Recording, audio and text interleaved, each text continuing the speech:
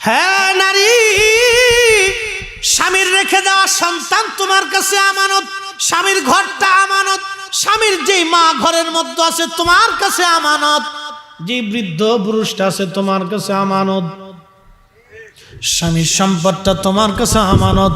ও নারী, ও বোন, আমি আপনাকে বলতেছি, বুঝে বুঝে বাড়ি চলে যাবেন, ওয়াজ শুনে চলে যাবেন। একদিন মাটির নিচে বসে আছেন, এই মাটির নিচে ঘর হতে পারে। কত সুন্দরী রূপসী নারীকে এই মাটি 2 মাসের মধ্যে মিসমার করে দিয়েছে। কত সুন্দরীকে এই জমিন কবরে নিক্ষেপ করেছে, কবরের মাটি থেকে মিসমার করে দিয়েছে। ওই সৌন্দর্য বেশি সময়ের জন্য না রে বোন, যতই সুন্দরী হন না কেন, এই সৌন্দর্য দিয়ে আল্লাহর মন গলানো যাবে না। আল্লাহর মন গলাইতে হলে 2টা কাজে আসতে হবে, একটা হলো নামাজ, আর একটা পর্দা, আর একটা স্বামীর খেদমত। নামাজ, পর্দা, স্বামীর খেদমত ছাড়া কোনো নারী জান্নাতে যাবে না, যাবে না, যাবে না। কথা কন না কেন? এই 3টা কাজ লাগবে। 1 নম্বরে নামাজ, 2 নম্বরে পর্দা, 3 নম্বরে স্বামীর খেদমত। হযরত রাহিমা কাজ করে করে স্বামীর জন্য খাবার নিয়ে আসতেন। এমন দুরবস্থা হলো, 1 দিন না 2 দিন না 18 বছর পার হলো। বাপ কত বছর? 18 বছরে হযরত আইয়ুব আলাইহিস সালাম একটা বারও বলে নাই আল্লাহ আমার রোগ সারাই দাও, খালি বলছে হে রব আপনি খুশি, আপনি আমাকে ধৈর্য ধারণ করার তৌফিক দাও। আল্লাহ কোরআনে বললেন, ইয়া আইয়ুহাল্লাযীনা আমানুস্তাঈনু বিস-সাবরি ওয়াস-সালাহ।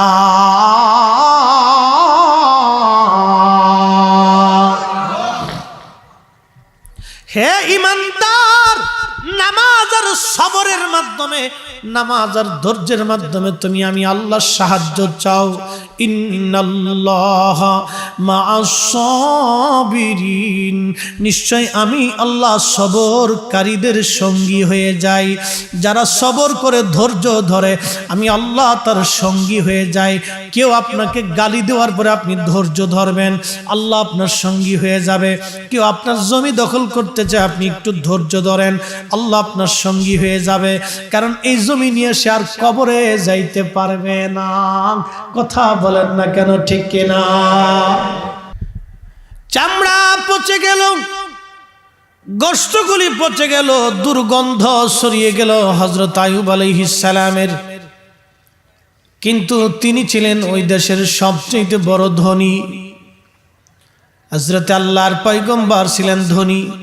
বিরাট বড় বড় খেজুরের বাগান ছিল, বিরাট বড় বড় বড় বড় ছাগল আর উট দুম্বার পাল ছিল।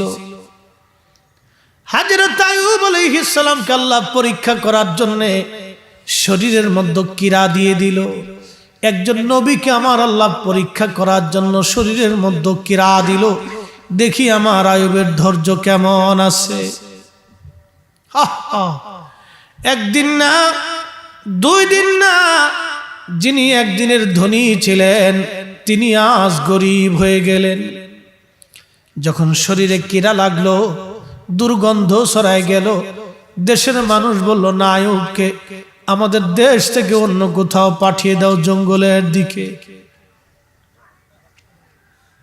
বাজান, বিপদে পড়লে মানুষ চিনা যায়, বিপদে পড়লে বন্ধু চিনা যায়, বন্ধু চিনা যায়। কথা বলেন ঠিক কিনা? ওরা আমাকে বলছে মউত আর কবর আর হাসর নিয়ে ওয়াজ করার জন্য। আমি হাসর নিয়ে কি ওয়াজ করব? মেহশর নিয়ে ওয়াজ করতে গেলে তো গা শিহরে ওঠে। আমি দুনিয়ার জীবনের একটা বাস্তব ঘটনা আপনাদেরকে শোনাই। আপনার এখন বিশ্ব জাকের মঞ্জিলে যেতে হলে পদ্মা নদী নিয়ে যাবেন। এই হবিগঞ্জ থেকে শায়েস্তাগঞ্জ থেকে আপনি গাড়ি গেলে পদ্মা নদীর ব্রিজের উপর দিয়ে চলে যাবেন। আগে তো ঘন্টার পর ঘন্টা ঘাটে দাঁড়িয়ে থাকা লাগতো। কোনোবার দিন গেছে, সারা দিন চলে গেছে, রাত চলেছে, ঘাট পার হতে পারে নাই, খুব কষ্ট হয়েছে। এখন আর কোনো কষ্ট নাই। মনোযোগ দিয়ে ওই ঘাটে পদ্মা নদীর মাঝে লঞ্চ ডুবে গেল। পদ্মা নদীটা বড় ভয়ঙ্কর নদী। অনেক বড় ভয়ঙ্কর। বর্ষাকালে যতবার পার হয়েছি চিন্তা আসতো আজই বুঝি মনে হয় শেষ দিন হতে পারে। এই নদী লঞ্চ ডুবে গেল। লঞ্চ ডুবে যাওয়ার পরে বহু মানুষ লঞ্চের পানির মধ্যে ডুবে মারা গেল। বহু লোকের কবর দেহ আর কোনোদিন খুঁজে পাওয়া যায় নাই। আজও পর্যন্ত ওই দেহ খুঁজে পাওয়া যায় নাই, লাশ পাওয়া যায় নাই।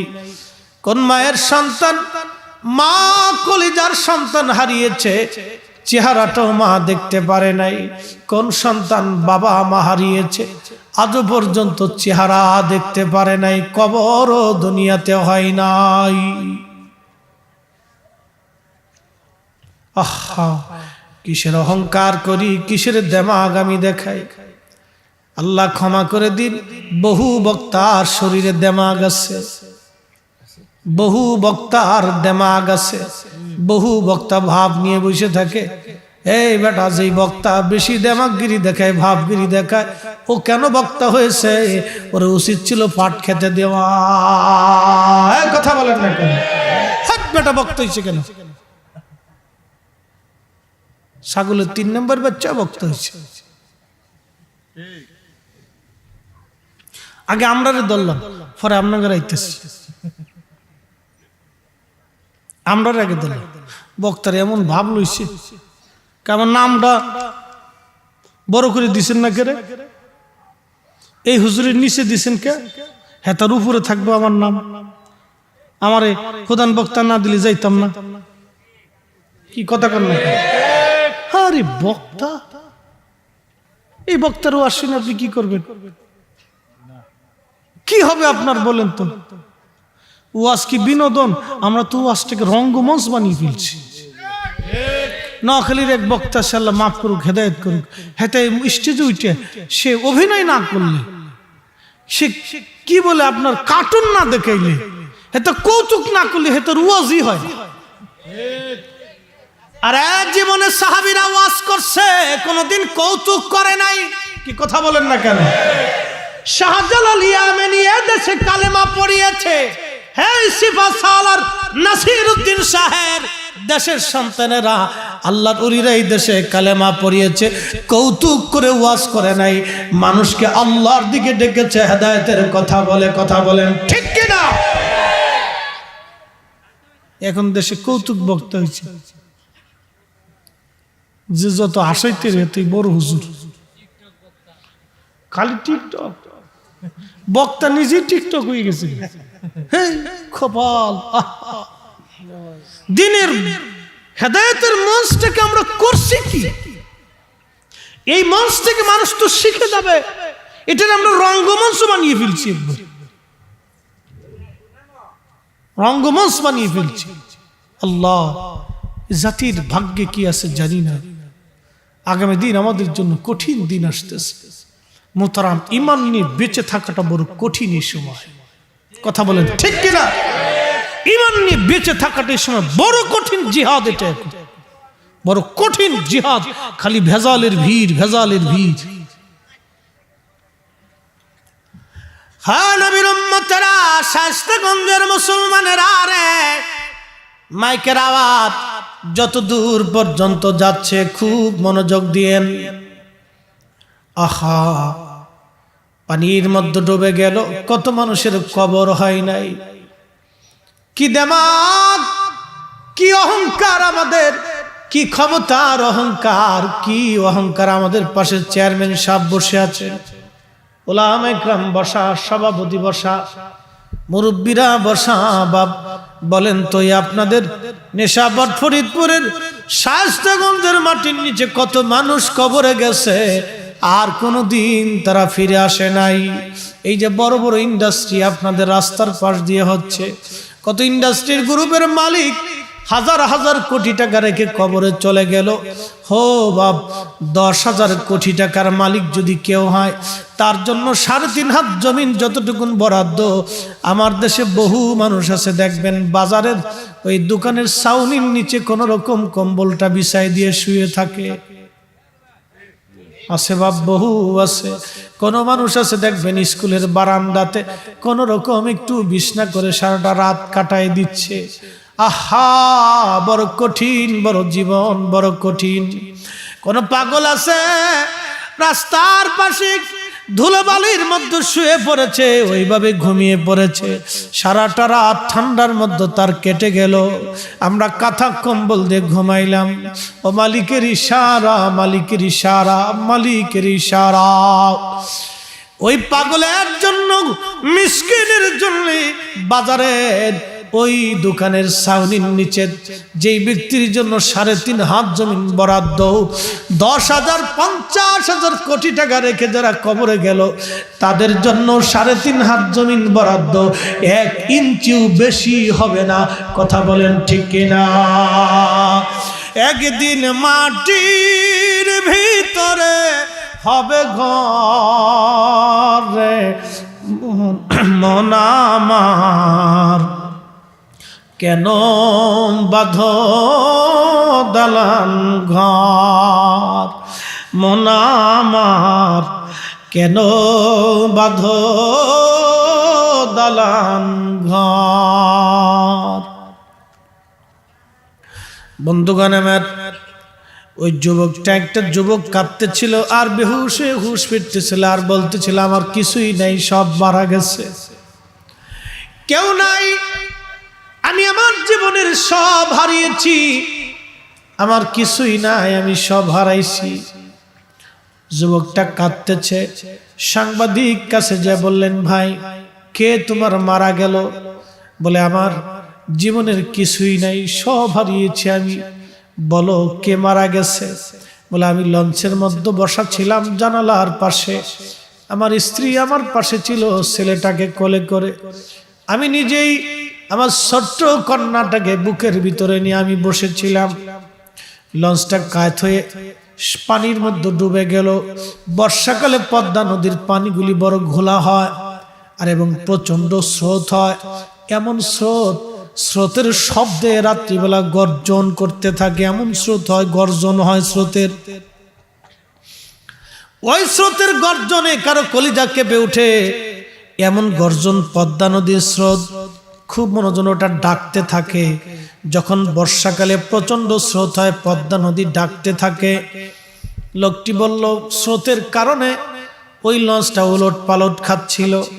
আমি জানালাটা বাম হাত দিয়ে ধরেছিলাম, পানির ভিতরে আমি আমার স্ত্রীকে হারিয়ে ফেললাম।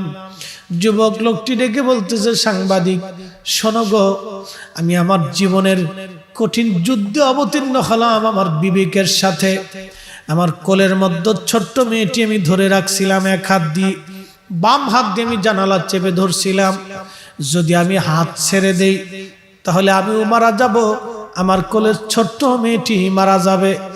আর যদি মেয়েটাকে ছেড়ে দেই তাহলে আমি বেঁচে যাব, আমার কলিজার টুকরা ছোট্ট মেয়েটি চিরদিনের জন্য পদ্মা নদীতে হারিয়ে যাবে। আমার জীবনের সাথে কঠিন যুদ্ধ চলতেছে, বিবেকের সাথে আমি লড়াই করতেছি। যুদ্ধ করে করে করে করে আমি একজন বাবা হেরে গেলাম। আমি যুদ্ধে হেরে যে নিজের জীবন বাঁচাইতে যাইয়া আমি আমার ছোট্ট মেয়েটাকে পদ্মা নদীর মধ্যে ছেড়ে দিয়ে আসছি। আমি বাবা হয়ে আমি আমার ছোট্ট মেয়েটাকে আমি বাঁচাইতে পারি নাই।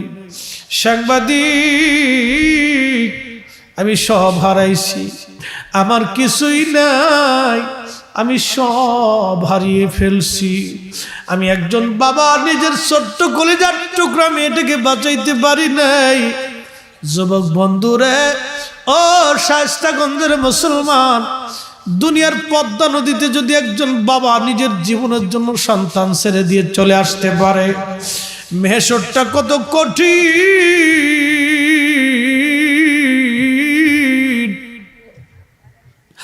মেহেশর কত কঠিন। সৃষ্টির প্রারম্ভ থেকে কিয়ামত পর্যন্ত যত মানব আর জিন আর ফেরেশতা ইনসান আর আল্লাহর যত সৃষ্টি সব সেই দিন আল্লাহ পাকের মেহেশরের ময়দানে দাঁড়ায় যাবে।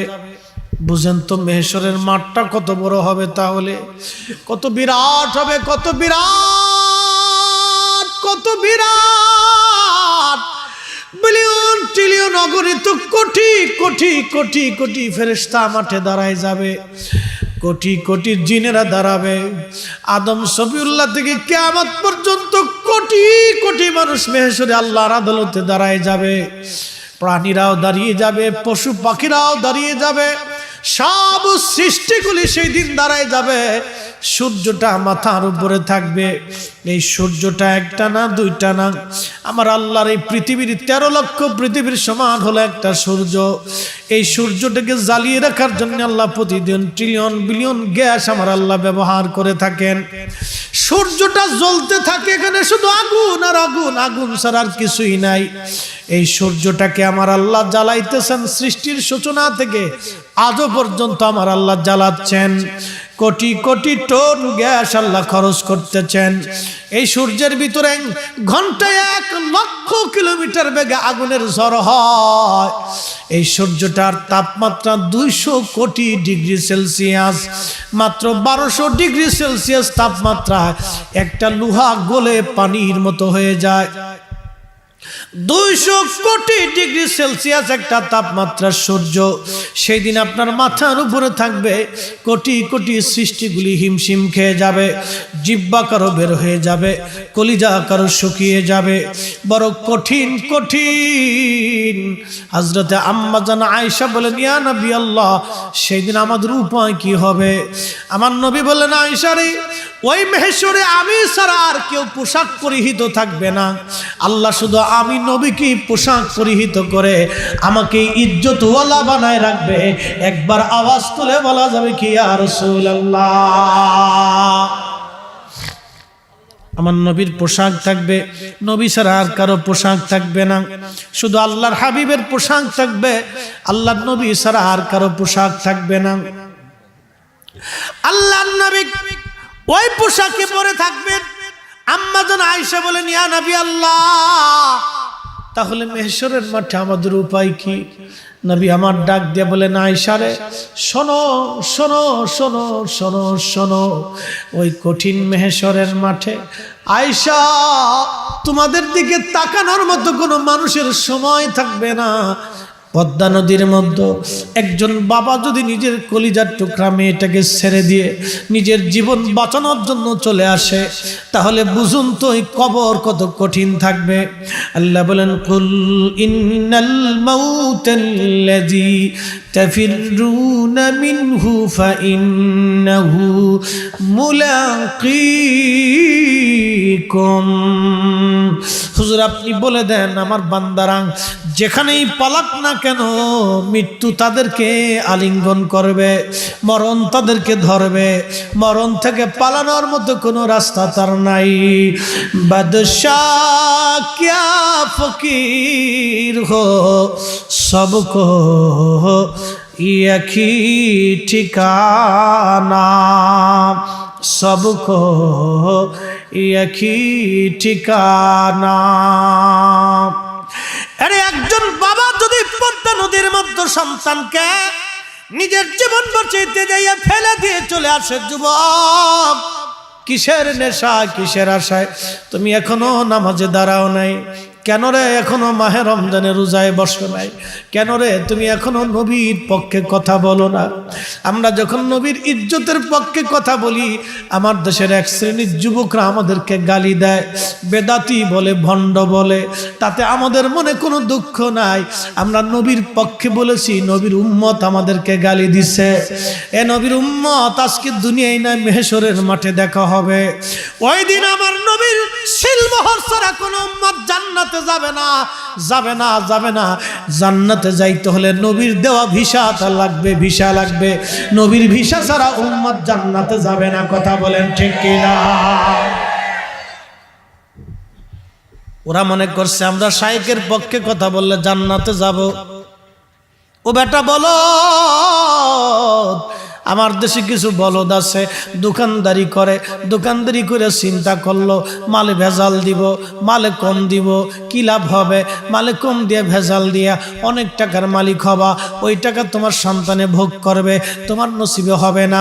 ওই হারাম টাকা দিয়ে সন্তানকে মানুষ বানাইয়া যাইবা, কিন্তু ওই সন্তান দিয়ে তোমার কাজে লাগবে না। আরে একটা বাবা যদি পদ্মা নদীর মধ্যে নিজের কন্যাকে ছেড়ে দিয়ে আসতে পারে, ওই সন্তান কিয়ামতের ময়দানে 4 পয়সাও কাজে লাগবে না। যিনি কাজে লাগবে তিনি নবী, নবী, নবী। গোলামি করলে ওই নবীর গোলামি করা লাগবে। কথা বলেন ঠিক কিনা? হ্যাঁ, হাত উঁচু করে বলেন ঠিক কিনা? গোলামি করলে নবীর গোলামি করেন, দল করলে নবীর দল করেন।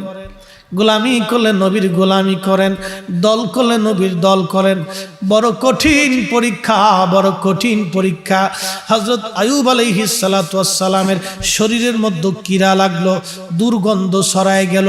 ঘর থেকে তাকে বের করে নিয়ে দিয়ে আসলো খুব নির্জন জায়গাতে, কেউ তার সঙ্গী নাই। দেশের মানুষকে তিনি, এমন কোন ব্যক্তি ছিল না তিনি দান না করতেন। উনার দরজা থেকে কোনো মানুষ না খেয়ে যেতে পারত না, কোনো ভিখারি উনার দরজা থেকে মাহরুম হতো না। অথচ আজকে সেই হযরত আইয়ুব আলাইহিস সালাতু ওয়াস সালামের শরীরে কীড়া হলো, দুর্গন্ধ ছড়িয়ে গেল। এমনকি শরীরের এমন কোনো জায়গা নাই, শুধু বাদ ছিল জিহ্বাটা। জিহ্বাটা ছাড়া আর কলিজাটা ছাড়া আর কোথাও কীড়া লাগা বাদ পড়ে নাই। কিতাবের মধ্যে আসছে, তাফসীরে দেখলাম, আহা, কীড়ায় খাইতে খাইতে গোশতগুলি পড়ে গেল। কোথাও কোথাও হযরত আইয়ুবের হাড্ডি দেখা যাইতো, গোশতগুলি খসে খসে পচে পচে পড়ে গেল। কেউ নাই তার সঙ্গী। তার একজন বিবি ছিল রাহিমা, অনেকগুলি নাম আছে তার, কিতাবের মধ্যে 3টা নাম আছে, রহিমা নামেও একটা নাম আছে। স্ত্রী বলল, স্বামী রে, জীবনে কত ভালোবাসা আপনি আমাকে দিয়েছেন। ও স্বামী আমার, পৃথিবীর সব মানুষ আপনার থেকে জুদা হবে, কিন্তু আমি আপনার স্ত্রী আজকে আপনার থেকে জুদা হব না। একবার জোরে বলা যাবে কি মারহাবা? যুবকদেরকে নসিহত, যুবক রে, যদি বিয়ে করো তাহলে ওই রকম আবেদা সালেহা দেখে বিয়ে করো। যদি বিয়ে করো আবেদা সালেহা দেখে বিয়ে করো, তাহলে জীবনে তোমার শান্তি হবে রে বন্ধু। হযরতে আম্মা জান আয়েশার চরিত্র আছে কিনা আগে দেখো। চামড়া দেখার আগে চরিত্র আগে দেখো, চামড়া দেখার আগে চরিত্র আগে দেখো। আগে আমাদের দেশের মুরব্বীরা মেয়ে দেখতে যাইতো, চামড়া দেখেন, চরিত্র, চামড়া দেখে নাই, চরিত্র আগে দেখছে। আগে খোঁজ নিত মেয়ের মা কেমন, বাপ কেমন, বংশ কেমন, এগুলি খোঁজ খবর নিয়ে তারপরে মেয়ে বাড়িতে আনতো, বিয়ে করাইতো ছেলে। কি কথা কর না কেন? যত ডিজিটাল আসবেন কপাল আপনার পড়ে যাবে। হযরত আইয়ুব আলাইহিস সালাতু ওয়াস সালামের বিবি ডাক দিয়ে বললেন, স্বামী আমি আপনার সাথেই থাকবো। আহা, হযরত আইয়ুব আলাইহিস সালামের সেবা করতেন তিনি, খাওয়াই দিতেন, ঘুম পাড়াই দিতেন। অসুস্থ হয়ে দুর্গন্ধ সারা এলাকায় ছড়িয়ে গেল। এমন অবস্থা, দুর্গন্ধ। হযরতে আইয়ুব আলাইহিস সালামের বিবি সাহেবা সম্পদ শেষ হতে হতে হতে হতে হযরত আইয়ুব আলাইহিস সালাম গরিব হয়ে গেলেন। এমন গরিব হলেন, তার বিবি হযরতে রাহিমা বিভিন্ন জায়গায় কাজ করে করে স্বামীকে এনে খাওয়াইতেন। ও নারী সমাজ, আজকে তোমরা যারা আছো, স্বামী বিদেশ থাকে, অনেক কষ্ট করে ওরা বিদেশে পয়সা রুজি করে, মা বাবা ছেড়ে দিয়ে ওরা চলে যায় বিদেশ থেকে। স্বামী স্ত্রীর খুশির জন্য, সন্তানের খুশির জন্য একটা ছেলে বিদেশ থেকে রুজি করে টাকা পাঠায়। ওই টাকা পাঠানোর পরে মহিলার দেরি হয় না, হবিগঞ্জের মার্কেট আর শায়েস্তাগঞ্জের মার্কেটে পাখির মতো দৌড়ায় দৌড়ায় চলে যায়। ও পদার্থ, হ্যাঁ নারী, স্বামীর রেখে দেওয়া সন্তান তোমার কাছে আমানত, স্বামীর ঘরটা আমানত, স্বামীর যেই মা ঘরের মধ্যে আছে তোমার কাছে আমানত, যে বৃদ্ধ পুরুষটা আছে তোমার কাছে আমানত, স্বামীর সম্পদটা তোমার কাছে আমানত। ও নারী, ও বোন, আমি আপনাকে বলতেছি, বুঝে বুঝে বাড়ি চলে যাবেন, ওয়াজ শুনে চলে যাবেন। একদিন মাটির নিচে বসে আছেন, এই মাটির নিচে ঘর হতে পারে। কত সুন্দরী রূপসী নারীকে এই মাটি 2 মাসের মধ্যে মিসমার করে দিয়েছে। কত সুন্দরীকে এই জমিন কবরে নিক্ষেপ করেছে, কবরের মাটি থেকে মিসমার করে দিয়েছে। ওই সৌন্দর্য বেশি সময়ের জন্য না রে বোন, যতই সুন্দরী হন না কেন এই সৌন্দর্য দিয়ে আল্লাহর মন গলানো যাবে না। আল্লাহর মন গলাইতে হলে 2টা কাজে আসতে হবে, একটা হলো নামাজ, আর একটা পর্দা, আর একটা স্বামীর খেদমত। নামাজ, পর্দা, স্বামীর খেদমত ছাড়া কোনো নারী জান্নাতে যাবে না, যাবে না, যাবে না। কথা কন না কেন? এই 3টা কাজ লাগবে। 1 নম্বরে নামাজ, 2 নম্বরে পর্দা, 3 নম্বরে স্বামীর খেদমত। হযরত রাহিমা কাজ করে করে স্বামীর জন্য খাবার নিয়ে আসতেন। এমন দুরবস্থা হলো, 1 দিন না 2 দিন না 18 বছর পার হলো। বাপ কত বছর? 18 বছরে হযরত আইয়ুব আলাইহিস সালাম একটা বারও বলে নাই আল্লাহ আমার রোগ সারাই দাও, খালি বলছে হে রব আপনি খুশি, আপনি আমাকে ধৈর্য ধারণ করার তৌফিক দাও। আল্লাহ কোরআনে বললেন ইয়া আইয়ুহাল্লাযীনা আমানুস্তাঈনু বিস-সাবরি ওয়াস-সালাহ।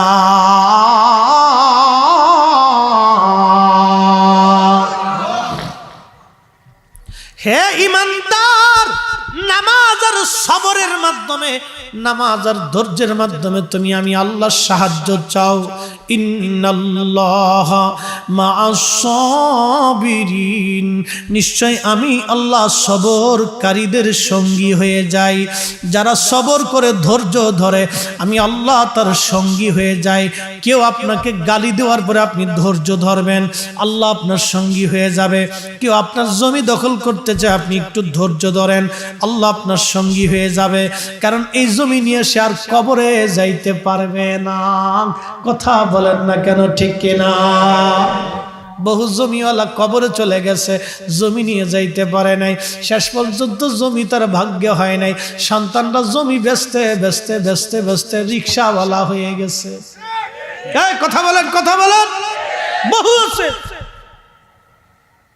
বেটা জুলুম করে করে জমি বানাই ঠিক গেছে, সুদ খেয়ে ঘুষ খেয়ে অকাম কুকাম করে সন্তানরা জমি বেচতে বেচতে বেচতে বেচতে শেষ পর্যন্ত রিক্সাওয়ালা বানাই ফেলছে। যে লোকটা অকাম কুকাম করে জমি তৈরি করে থুয়ে গেল তার জীবনটাই বৃথা হয়ে গেল। আপনাদের পায়ে হাত দিয়ে বলে যাব বাপ, আপনাদের পায়ে হাত দিয়ে বলে যাব, মানুষ ঠকিয়ে জিতে কোনো লাভ নাই দুনিয়াতে। মানুষ ঠকিয়ে যদি আপনি জিততে চান তাহলে আপনার লস হবে। আল্লাহর বান্দাকে ঠকিয়ে যদি জিততে চান তো আপনার লস হবে, সারা জীবনের লস হবে। হায় আফসোস, আপনার জীবনে যে কত লস হবে আপনি নিজেও কল্পনা করতে পারতেছেন না। বুঝে কবরে চলে যাবেন। বাপ, ওলি হইতে হলে আপনাকে ওলির কাতারে আসতে হবে, ওলি হতে হলে আপনাকে ওলির কাজ করে যেতে হবে। ওলি আল্লাহরে খালি ঢোল ডগর খেলে টেনে বিড়ি টেনে ওলি হয় নাই। তার ওলি হওয়ার জন্য আল্লাহর যতগুলি নিয়ম ছিল মেনে সেজদা দিতে দিতে দিতে দিতে ওলি হয়েছে। যিনি আপনাদের জমিনে ঘুমিয়েছেন শাম হযরতে সিফা সালান নাসির উদ্দিন শাহ রাহমাতুল্লাহ আলাইহি, শাহ জালাল ইয়ামানি বলেছিলেন তোমাদের মধ্যে কে আছো জীবনে আসরের নামাজ কাজা করো নাই? একজন ব্যক্তি হাত তুলেছিলেন, তিনি সিফা সালান নাসির উদ্দিন শাহ বলেছিলেন হুজুর আমি আছি, জীবনে আসরের নামাজ কাজা হয় নাই। একসাথে জোরে বলা যাবে আল্লাহু আকবার। ওলি কি গাছে ধরে? ওলি হতে আপনাকে সেজদাতে আসতে হবে। সেজদা দেওয়া ছাড়া আজও পর্যন্ত কেউ ওলি হয়নি, কখনোই না। ডাহা মিথ্যা কথা। কেউ যদি বলে নামাজ ছাড়া ওলি হবে, ও চোর, ও বাংলাদেশের সবচেয়ে বড় সিটা। কথা কন না কেন? আমাদের দেশে 2 ধরনের নামাজ চোর আছে। এক নামাজ চোর হলো বুকে হাত বেঁধে নামাজ পড়ে, মাহে রমজান আসতেছে 20 রাকাত তারাবির চুরি করে ও 8 রাকাত বানায় 12 রাকাত চুরি করে আলাইছে। এই কথা কন না, জোরে কর, জোরে বলেন, কথা ঠিক কি না? বলো মারাত্মক সুর। 12 রাকাত একবারে ডাহার সামনের উপর চুরি করছে। আর এক চোর আছে আমাদের দেশে, পীর হইছে, নামাজ পড়া লাগে না। হ্যাঁ, জীবনের মতো একবার পড়লেই বলে ওর নামাজ হয়ে যায়, জীবনের মতো একবার পড়লেই বলে নামাজ। আরে কানার বাচ্চা, হযরত শাহজালাল ইয়ামানী নামাজ পড়তে পড়তে জীবন পার হয়েছে, খাজা মাইনুদ্দিন চিশতি নামাজ পড়তে পড়তে সারা জীবন পার হয়েছে। আরে হযরত গাউসে পাক হুজুর মহিউদ্দিন আব্দুল কাদের জিলানী ইয়াশারুজ দিয়ে 40 বছর ফজরের নামাজ পড়েছে। হযরত সিবাসালাম নাসিরউদ্দিন শাহ জীবনে আসরের নামাজ কাজা করে না, আর বেটা পীর হয়েছে। ও বলে আমার নামাজ লাগে না, ও আরেকশো, এটাও আরেকশো, এটা আরেক চোর। মানবেন না মানবেন সেটা আপনার ইচ্ছা। বাপ আল্লাহ রসুলের সারাটা জীবন পার হয়েছে নামাজে। পৃথিবীর কোন ওলিকে আমি নামাজ ছাড়া দেখিনি, আল্লাহর জিকির ছাড়া, ইবাদত ছাড়া, রুনাজারি কান্নাকাটি ছাড়া আমি কোনো ওলি পাই নাই। নামাজ লাগে না, জিকির লাগে না, ওযু লাগে না, গোসল লাগে না, পীর হয়ে গেছে এক একটা। বাজান কষ্ট নেবেন না, কারো পীর যদি এই তরিকার হয় পীরকে সোজা করে দেন। মুরিদের দায়িত্ব আছে পীর সোজা করা। পীর হওয়া সহজ, আমি ফরিদি সাহেব, পীর হওয়ার টাইম লাগবে না, পীর হওয়ার টাইম লাগবে না। বহু আছে আমাকে খেলাফত দেওয়ার জন্য পাগল, বহু আছে। আমি যদি বলি আমি খেলাফত নিব, বহু পীর বাংলাদেশে আছে, অনেক মাশায়েখরা আমাকে খেলাফত দেওয়ার জন্য বলবে নিয়ে যা, প্রয়োজন নাই। অনেক বড় জিম্মাদারি জানেন। একটা লোক যখন আমার কাছে বায়াত নেবে, অঙ্গীকার নেবে, ওনার জিম্মাদারি আমার হাতে। ওকে মানুষ বানাইতে হবে। নিজে মানুষ হতে পারি না, আর একটাকে মানুষ করবো কি করে? এত সহজ পিরালি, এটা অনেক বড় জিম্মাদারি। হা হা, অনেক কঠিন দায়িত্ব, আমানত। এটা অনেক বড় আমানত। হাই, এই আমানত হযরত শাহজালাল ইয়ামানী মুজাররিদের মাথার উপরে ছিল, এই আমানত খাজা মাইনুদ্দিন চিশতির মাথার উপরে ছিল, এই আমানত আল্লাহর ওলিদের মাথার উপরে ছিল। তারা তাদের আমানতগুলি রক্ষা করে কবরে চলে গেছে। হ্যাঁ, অনেক বড় আমানত। একজন ইমামের আমানত কত বড় জানেন? সবার নামাজ নেয়াল ইমাম জামিনুন, জিম্মাদারি নিয়ে ইমাম সাহেব দাঁড়িয়ে গেছে। আমার দেশে বহু মানুষ আছে ইমামের বেতন দেয় না। এটা আর এক প্রকারের চোর, সিটার। ওর বিড়ির টাকা হয়, ওর পানের টাকা হয়, ওর আম যায়, কাম যায়, কমলা যায়, লেবু যায়, দুধ যায়, কলা যায়, সব যায়, খালি ইমামের টাকা হয় না। কথা বলেন না কেন? প্রত্যেক দিন বিড়ির টাকা পাচ্ছে, পানের টাকা পাচ্ছে, 4 টাকা পাচ্ছে, মাস গেলে 100 টাকা ইমামের টাকা দেয়। জবাব দেবে কি কিয়ামতের মাঠে এই মানুষগুলি? কি জবাব দিবে যেদিন আল্লাহ জিজ্ঞেস করে আমার মসজিদের জন্য ইমামের বেতন দিসনি তুই? তোর বিড়ির টাকা, পানের টাকা 60 টাকা হয়েছে, আমার ইমামের টাকা হয়নি। এবারটা মসজিদ পাহারা দিছে, তুই তার টাকা দিসনি। 6 মাস ঘুরেছিস, 1 বছর ঘুরেছিস, তারপরে কেশিয়ারকে বলছিস ভাই সাহেব মাফ করে দেন, আর টাকা পয়সা নেই। ওরে সিটার কোথাকার! আদাউল আমান, আমানতের খেয়ানত। এগুলো আমানতের খেয়ানত চলতেছে। হ্যাঁ নবীর উম্মত, না কষ্ট হচ্ছে আপনাদের? তাহলে একসাথে জোরে বলি তো আল্লাহু আকবার। বেশি লম্বা করে আপনাদের কষ্ট দিব না। আমি ওয়াজ যা করি পারফেক্ট করি, আমার কাছে কোনো ভোগীযোগী নেই। আমার সেই স্টুডেন্ট লাইফের অভ্যাস। আমি যে হুজুরদের কাছে পড়েছি এরা হুজুরা বড় পারফেক্ট হুজুর ছিল। যাদের কাছে ক্লাস আলিম থেকে একবারে কামিল পর্যন্ত পড়েছি এরা অনেক বড় পারফেক্ট হুজুর ছিল। এক একজনে এখন বড় বড় জায়গা, অনেক বড় বড় শাইখুল হাদিস। বাংলাদেশের first class second, first class third, first class fourth, এরকম হুজুরদের কাছে পড়েছি। জীবনে একটা ক্লাস করাইছি, এক ক্লাসে বুঝে গেছি, দ্বিতীয়বার ওইটা ক্লাস করতে হয় না। আমরা এইভাবে ক্লাস করাইছি। এই জন্য আমি ওনাদের কাছ থেকে শিখেছি। আমি ওয়াজ যাহা করি একবারে ক্লাসের মতো করে বুঝাই দিয়ে তারপর দেওয়ার চেষ্টা করি। এটা আমার সে আগের অভ্যাস।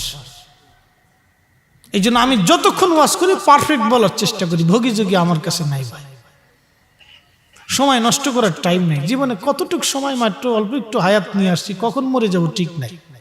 জবানের হিসাব দিতে হবে। আপনারা খাওয়ান, যাওয়ার সময় টাকা পয়সাও দিয়ে দেন, হাদিয়াটা দিয়ে দেন। আল্লাহ বলবে এই ফরিদ সাহেব মুরগা মুরগি খাইছো, করছো কি কথা কর না কেন? আমাদেরটা আগে করে, আপনারটা পরে কর। কি করছো? আমি খুব আল্লাহ একটু কৌতুক মতুক করছিলাম, একটু হাসাইছিলাম, এই ভাঙচুং পাংচুং করে দিয়ে চলে এসেছি। আল্লাহ বলবার জিব্বাটা সুন্দর করে আগে কাটে, তারপর আগুনের রশি দিয়ে শিকল ধরে বাইন্দে সুন্দর মতো জাহান্নামে নিয়ে একবারে কায়দা মতো বাটাম চালান দিয়ে দিয়ে বাটাম চালান। কত বক্তার বাটাম চালান হবে আপনি জানেন? পুরে সর্বনাশ। কথা কর না কেন? বহু বক্তার বাটাম চালান দিয়ে সুজা করে দিবে কিয়ামতের মাঠে। বাপ, এটা আমাদের কাছে আল্লাহর পক্ষ থেকে আমাদের কাছে অনেক বড় জিম্মাদারি। এটা অনেক বড় জিম্মাদারি, অনেক বড় জিম্মাদারি, অনেক বড় আমানত এই বক্তব্যটা। আহা, আপনারা বসে আছেন এই ঠান্ডার ভিতরে, হুজুর আসবে দুটো কথা শোনার জন্য। যদি বুঝে বাড়ি না গেলেন তাহলে আমার কথা শুনে আপনার কি লাভ হলো বলেন তো? বাপ, বুঝে যেত। আল্লাহ কোরআনে বললেন, খায়রা উম্মাতিন উখরিজাত লিন-নাসি তা'মুরুনা বিল মারুফ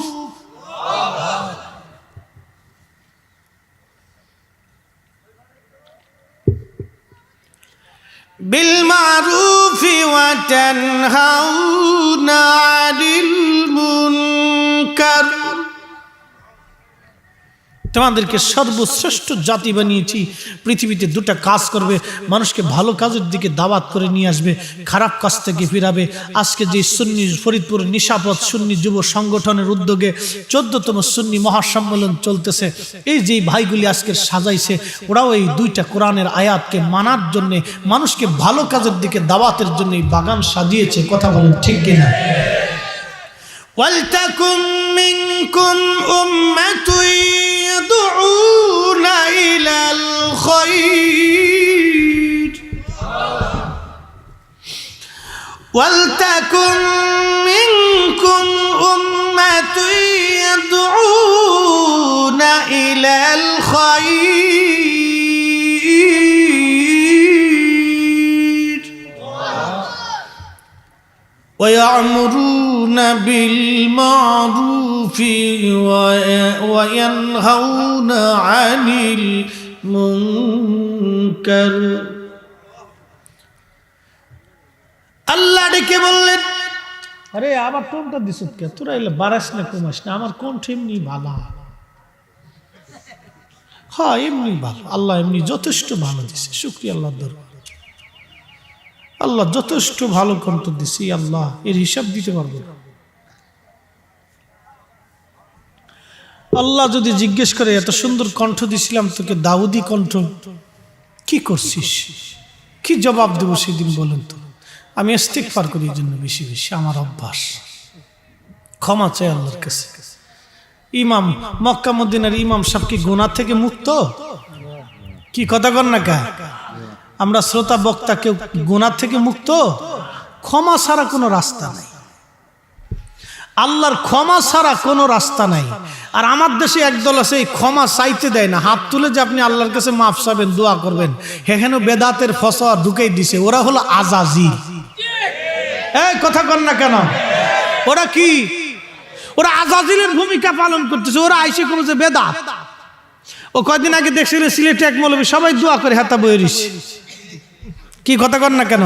আমি নাম কইতাম না, আল্লাহ এদের হেদায়েত করুক, দোয়া করে। সবাই দোয়া করে হাতে হাত গুটায় বয়ে দিছে। আজাজিল এদেরকে দেখে হাসে আর কেউ উড়ে সিটার। কত বড় সিটার তুই, দাঁড়িয়ে আছে, টুপি আছে, জুব্বা আছে, সব গায়ে দিয়ে তুই আল্লাহর কাছে হাত তুলতে তোর লজ্জা করে। তো তোর মতো সিটার যতদিন আছে, আমার আর দুনিয়াত কোনো কাজ নাই, আমি যাই গিয়া। শয়তানকে আমি যাই গিয়া। বা ইস্তিগফার ছাড়া কোনো রাস্তা নেই, আল্লাহর ক্ষমা ছাড়া। আহা, পরপরে কোনো উপায় হবে না বন্ধু। আল্লাহর ক্ষমা ছাড়া, আমার তো কবর হাসর দিয়েছেন, আনুষঙ্গিক কথা তো বলতেই হয়। আল্লাহর ক্ষমা ছাড়া আর কোনো রাস্তা নেই বন্ধু। আল্লাহর ক্ষমা ছাড়া কোনো রাস্তা নেই। আপনাকে ক্ষমা নিতেই হবে, ক্ষমা পেতেই হবে, ক্ষমা নিতেই হবে, ক্ষমা পেতেই হবে আপনাকে।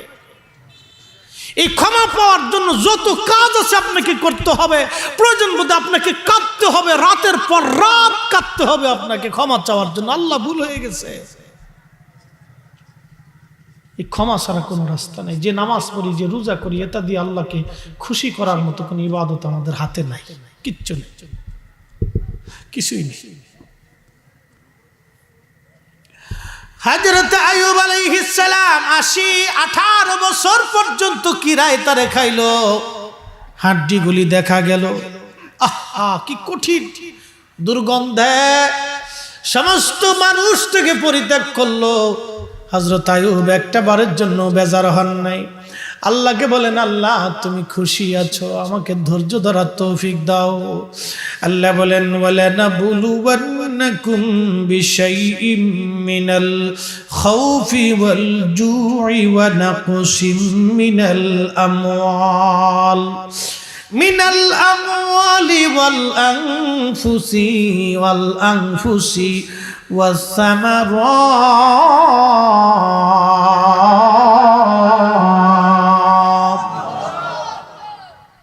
আমরা অনেক সময় ধৈর্য হারা হয়ে যাই। ধৈর্য অনেক দামি ইবাদত, অনেক দামি ইবাদত। এটা এই ধৈর্য না থাকার জন্য মারামারি, ঝগড়া, ফাসাদ সমাজে বাড়ে।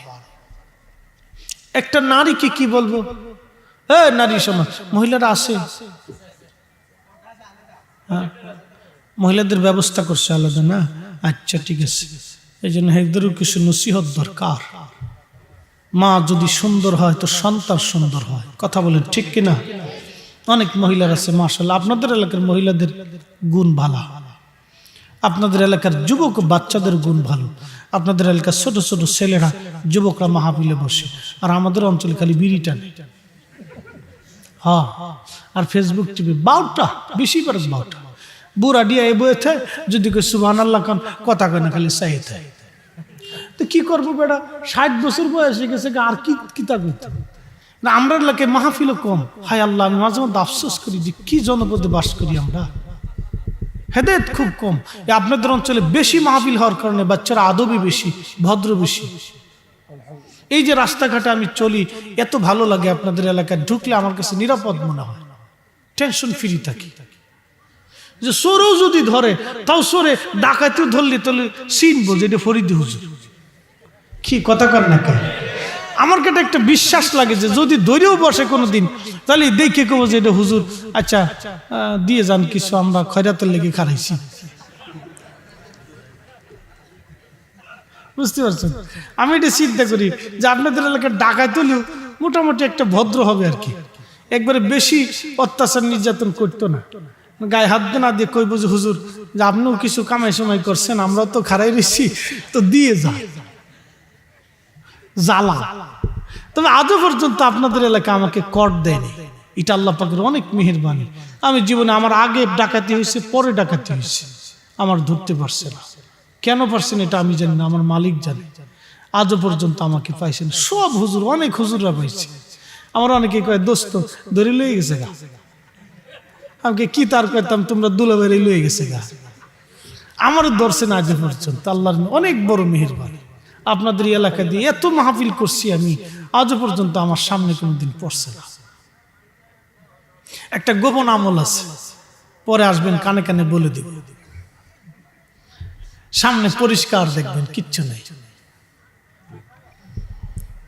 একটা গোপন ইবাদত আছে, আমার হুজুর কেবলা আমাদেরকে শিখিয়ে গেছে।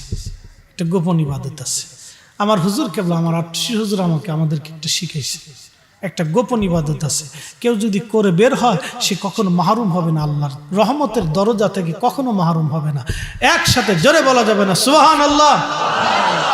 সব ইবাদত বলতে হয় না, কিছু গোপন ইবাদত আছে, এটা ওলি আল্লাহদের দরজায় পাওয়া যায়, সব জায়গা হবে না।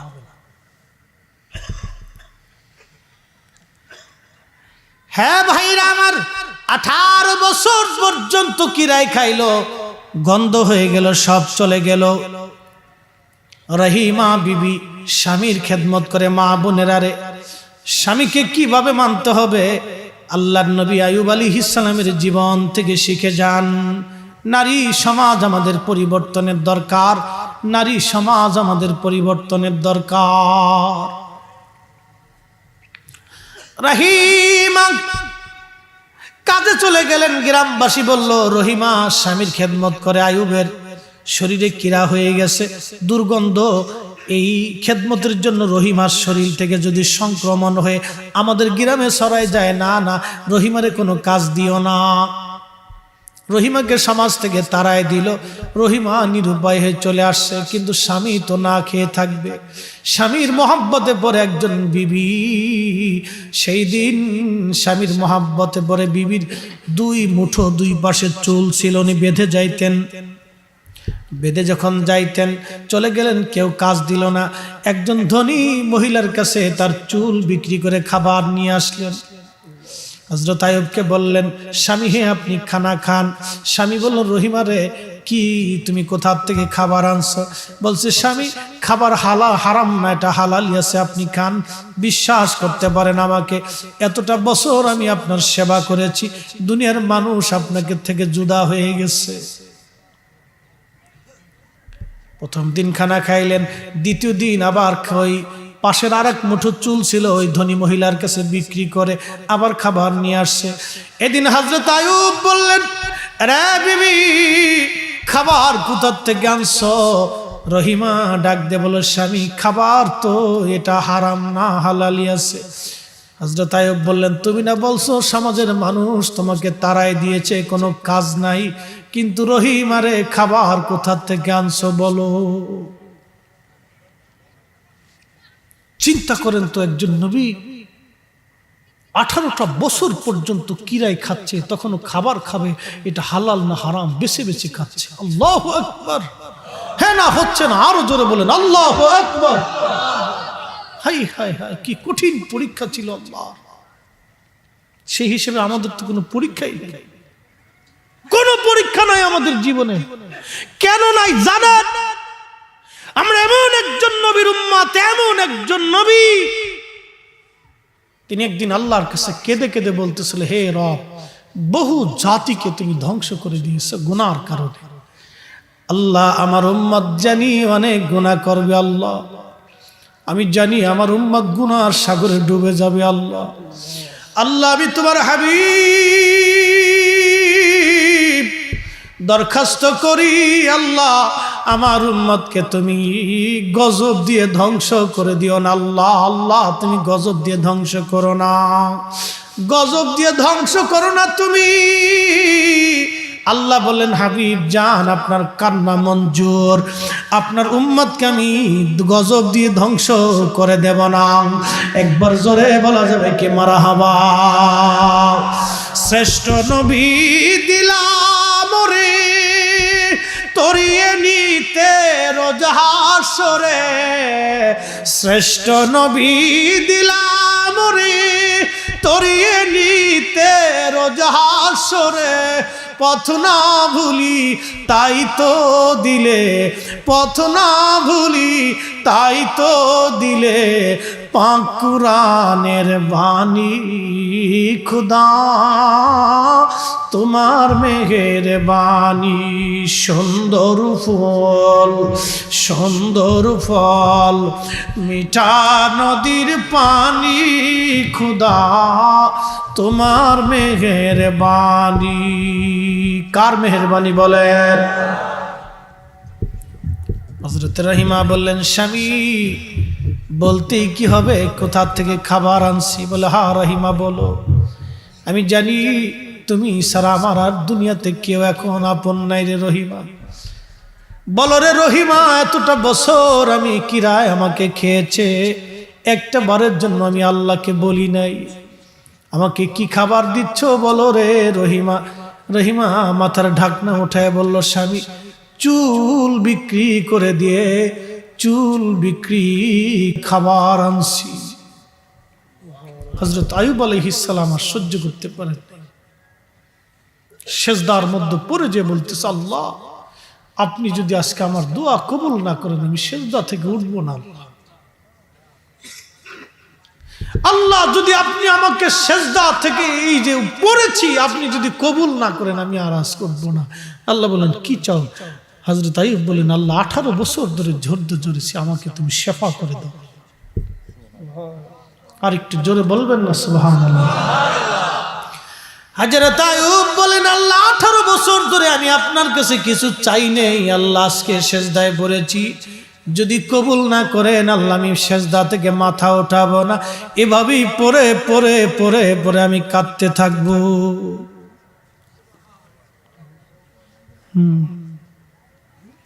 এভাবে পরে পরে আল্লাহ কাঁদতে থাকবো।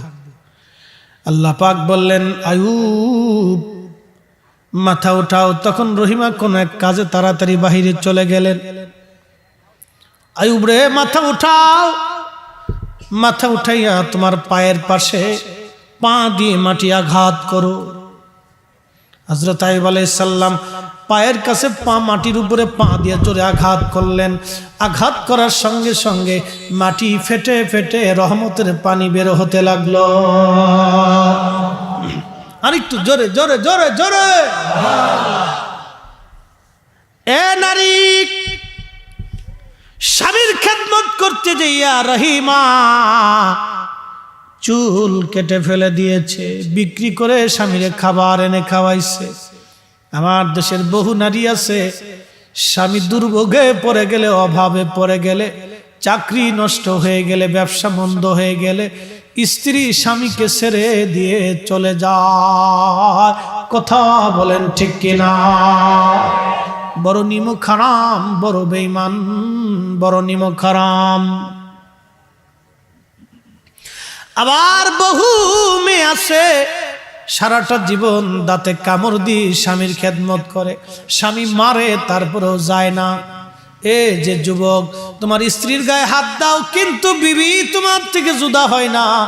বন্ধু, এই বিবির মতো বিবি কোনোদিন তুমি পাইবা না। যেই বিবিকে আঘাত করার পরও বিবি তোমার দরওয়াজা ছাড়ে না, এই বিবি তুমি পাবা না কোনোদিন। ভালোবাসলে এই বিবিকেই ভালোবাসো। তুমি তওবা করে ভালো হয়ে যাও, এই বিবিকে ভালোবাসো, কারণ এর শুকরগুজারি বিবি তোমার কৃতজ্ঞ। আমার দেশে অনেক যুবক বুঝে না তো, ও জীবন যুদ্ধে তো অপারগ, ব্যর্থ, বেয়াদব, এটা বুঝে না তো, মাথা নষ্ট। যে স্ত্রীকে আপনি আঘাত করেছেন কখনো করবেন না, আঘাত করা নিষেধ রাসূলের। যদি করে বসেন তো সে যদি আপনার দরজা থেকে না চলে যায় তাহলে বুঝতে হবে এটা পারফেক্ট। জীবনে অন্য কোন স্ত্রীর চিন্তা যেন মগজে না আসে। এই স্ত্রীকে মহব্বত করবে, আপনার কঠিন বিপদের সময় সে আপনার পাশে থাকবে, কঠিন অসুস্থতার সময় সে আপনার খেদমত করবে। জীবন যুদ্ধ বড় মারাত্মক যুদ্ধ। আল্লাহ পাক হযরত আইয়ুব আলাইহিস সালামকে পরীক্ষা করিয়েছিলেন। পরীক্ষা, অনেক বড় পরীক্ষা। আল্লাহ ডাক দিলেন, আইয়ুব, মাটির মধ্যে তুমি যে আঘাত করেছো, পানি বের হয়েছে, এই পানি তুমি পান করো আর পানি দিয়ে গোসল করো। রহিমা বিবি চলে গেছেন দূরে। হযরত আইয়ুব আলাইহিস সালাম ওই পানি খাইলেন, পানি পান করলেন। ওই পানি দিয়ে গোসল করার সঙ্গে সঙ্গে হযরত আইয়ুব আলাইহিস সালামের ভিতরে বাহিরে সব পরিষ্কার হয়ে আগের চাইতে সুন্দর যুবক আর নুরানি চেহারা আল্লাহ বানায় দিলেন। হ্যাঁ, চিৎকার মেরে বলেন আল্লাহু আকবার। তুখরিজুল হাইয়া মিনাল মাইতি ওয়া তুখরিজুল মাইতা মিনাল হাই। আমি মরা থেকে জিন্দা বের করি, জিন্দা থেকে আমি আল্লাহ মরা বের করি। হায় হায় হায়, সুন্দর হয়ে গেলেন, রোগ ভালো হয়ে গেল, কোনো পোকা নাই, মাকড় নাই, গোশত বসে গেল, কোন কিচ্ছু নাই, নূরানি চেহারা, যুবক একবারে সুদর্শন, খুব সুন্দর চেহারা। রহিমা আসছে, রহিমা এসে দেখতেছে হযরত আইয়ুব আলাইহিস সালাম নাই। বুঝছেন আল্লাহর খেলা দেখেন। হযরত আইয়ুব আলাইহিস সালাম পাশে দাঁড়ায় রয়েছে, চুপ চুপ মুস্কি মুস্কি হাসতেছে। দেখি রহিম আজকে কি করে। 18টা বছর ধরে একজন বিবি তার স্বামীর পচা গলা খেদমত করছে, প্রস্রাব পায়খানা সাফ করছে। এটা কেমন বিবির বিবি ভাই, চিন্তা করেন তো। আমার দেশে কত রহিমা আছে, উন্না থায় পিছে, রহিমা থায় আগে আগে। কথা কন না কা, কত রহিমা আছে আমার দেশে। হাই হাই, প্যান্ট শার্ট পরি মোটরসাইকেলের পিছনে দিয়ে ইজলে না বেডি চিনা যায় না। রহিমা স্বামীরে ডাক দেখে, এই জসিম, এই জসিম, কি বুঝলেন? এটা যার কপালে পড়ছে ওর কপালে ঠাডা পড়ছে। কি পড়ছে রে? ঠাডা পড়ছে ওর কপাল। ওর কপাল শেষ। ও দুনিয়াতে দোজক দেখি গেছে। আর কষ্ট দিব না, কথা বুঝে যা। হযরত আইয়ুব আলাইহিস সালাম মুস্কি মুস্কি হাসতেছে, দেখি রহিমা কি করে। রহিমা আলাইহিস সালাম এসে বলতেছে, আপনি কে? এখানে একজন নবী ছিল, তার নাম আইয়ুব আলাইহিস সালাম, খুব অসুস্থ ছিল, শরীরে দুর্গন্ধ পচে গেছে 18 বছর ধরে। রহিমা তার খেদমত এমন ভাবে করতেন যে শরীর থেকে পচা গলা বের হতো, পচা রস বের হতো, চামড়া পচে পচে গেছে। আহা, ছাই বিছাইতেন, ছাই বিছাই দিয়ে ওই ছাইয়ের উপরে শুয়াইয়া স্বামীরে পরিষ্কার করতেন। ইয়া আল্লাহু আকবার। রহিমা আলাইহিস সালাম এসে বলতেছে, ওনার অনেকগুলি নাম আছে, তার একটা নাম রাহিমা। তা রাহিমা আলাইহিস সালাম এসে বলতেছে, আপনি কে? মানে আইয়ুব আলাইহিস সালাম তো চিনতে পারে নাই। 18 বছর ধরে পচা গলা দেখতে দেখতে এখন একবার সুদর্শন, হঠাৎ করে উনির কল্পনাতে আসে নাই যে এটা কি হইল। রাহিমা বলে, আপনি কে? এখানে কি আইয়ুব আলাইহিস সালাম রে দেখছেন? আল্লাহর নবী। আইয়ুব আলাইহিস সালাম মুস্কি মুস্কি আসে, বলে আপনি কি চিনেন নাই? না। বলে আমি আইয়ুব আলাইহিস সালাম। জোরে বলা যাবে কি মারহাবা? এবার রহিমা বলে, হ্যাঁ, আপনার চেহারা তো আমার আইয়ুবের মতোই মনে হচ্ছে, দেখা যায় এরকম সাদৃশ্যপূর্ণ। কিন্তু আল্লাহর পয়গম্বর বলেন কি বিষয়? কয় যে দেখো পানি উঠতেছে, এই পানি দিয়ে আমার আল্লাহ আমাকে গোসল করাইলেন, সাথে সাথে আমার সব রোগগুলি ভালো হয়ে গেল, আমি যৌবনে পদার্পণ করলাম। রহিমা তুমিও পান করো, তুমিও তাড়াতাড়ি করে গোসল করো। হযরত রহিমা আলাইহিস সালাম ওই পানি পান করলেন, উনি গোসল করলেন, করার সাথে সাথে রহিমাও যুবতী সুন্দরী হয়ে গেল। হ্যাঁ, আরো জোরে বলেন আল্লাহু আকবার। আল্লাহ রহিমার যুবতী সুন্দরী রূপসী বানিয়ে ফেললেন, কি সুন্দর সুদর্শন হয়ে গেল। আল্লাহ পাক হযরত আইয়ুব আলাইহিস সালামকে আগের মতো সম্পদ দিলেন। কেমন সম্পদ জানেননি? উনি গোসল করার পরে যেখানে গোসল করেছিলেন, আল্লাহর আসমান থেকে আল্লাহ বলেন ফেরেশতারা, আমার আইয়ুবের জন্য স্বর্ণের দিনারগুলি তোমরা ফেলে দিয়ে আসো।